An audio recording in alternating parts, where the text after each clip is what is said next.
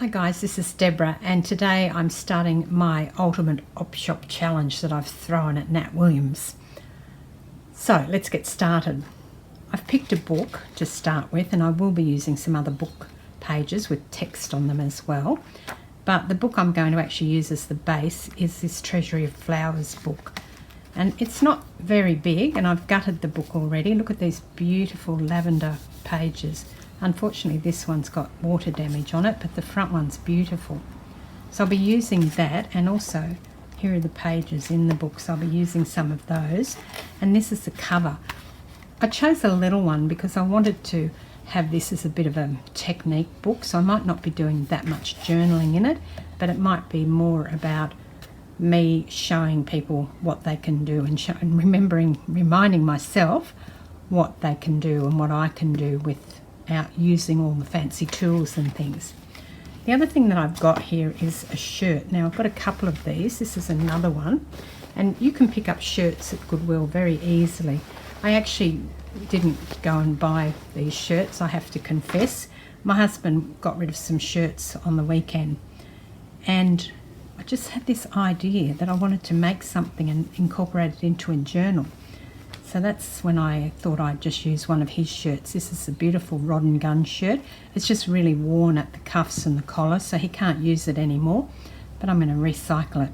So I'm going to keep the label that was inside the back neck. I've already cut pieces up, so I'm going to keep that label and incorporate it somehow. This is the piece that goes around the collar. So the collar I've cut off. The collar would be up here, and I've cut that off, so that's the top button of the shirt there. And I'm going to use this as well, it'd make a really good belly band or something, because it's really strong and it's already got the buttonhole and the button on it, so no sewing in that one.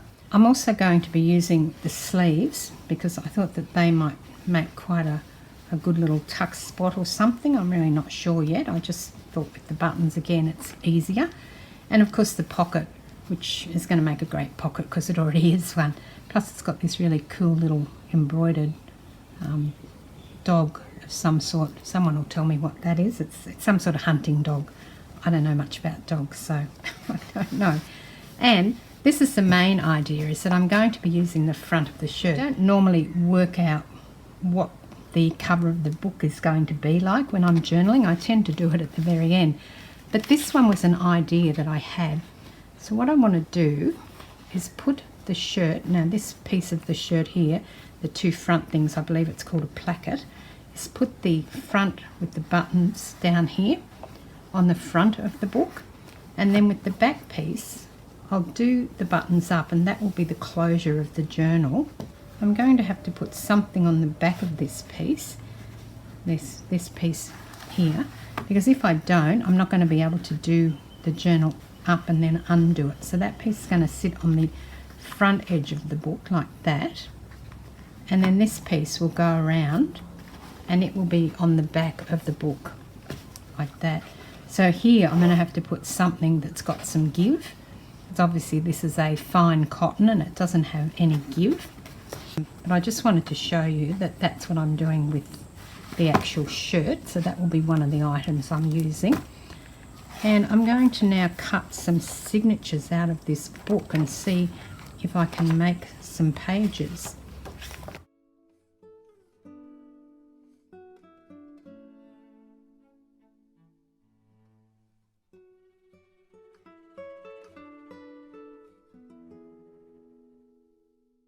I could use some of these for tags,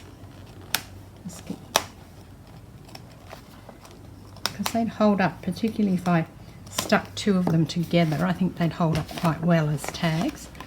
So I have two signatures for that, and I'm just going to find a novel, because I do want some of the novel pages in here as well, and I can slip them between these two. They don't actually have to be all the same, so I just pop away and do that.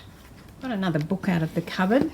This is an old book, and it's not quite the same size, but I still think it will work. You can see it's going to be a little bit less, but these pages are quite stiff and this isn't, so it's actually going to be quite good because it'll give a bit of protection to these old pages. And plus it's got some white space on the pages, so there'll be room for some journaling.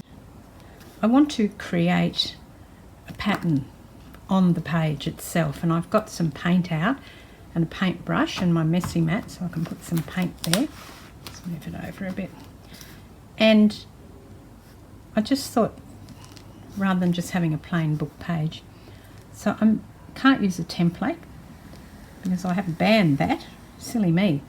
But then I thought, why not just draw some lines on and do something with this. Now, if you've been looking at any of my Instagram or anything like that, Twitter or whatever, then you'd know that I'm really obsessed with black and white at the moment. I don't know what's happened to me, but I've just got this super obsession happening. So I've got some black paint out, and I had an idea. And if it doesn't work, then that's cool. I can just not use this book page.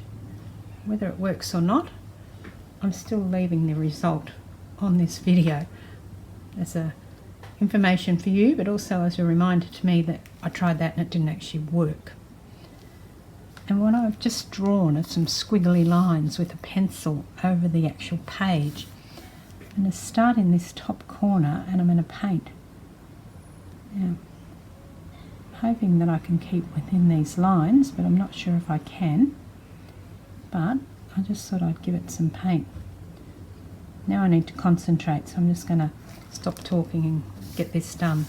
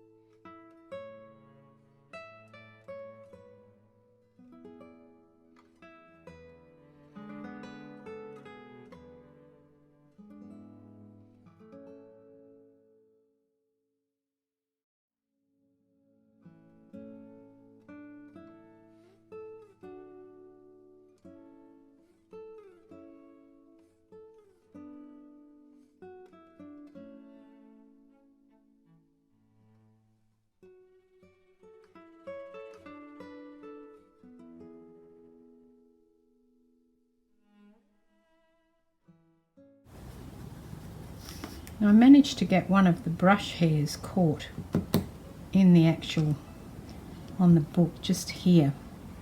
I'm going to try and take that away while it's wet, which is, you know, I'm not good at waiting, but I'm going to try and wait till it dries. And I'm also not going to paint the white. I never intended to paint the white. Again, this is another idea that's been floating around in my head for a few weeks about painting up a book page like this and seeing what it looked like.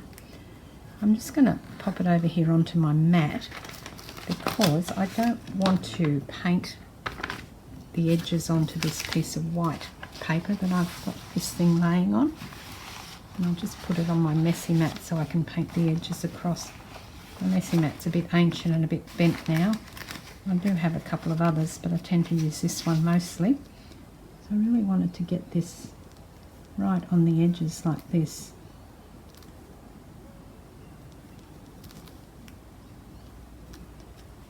So the paint I'm using is an Atelier Free Flow paint.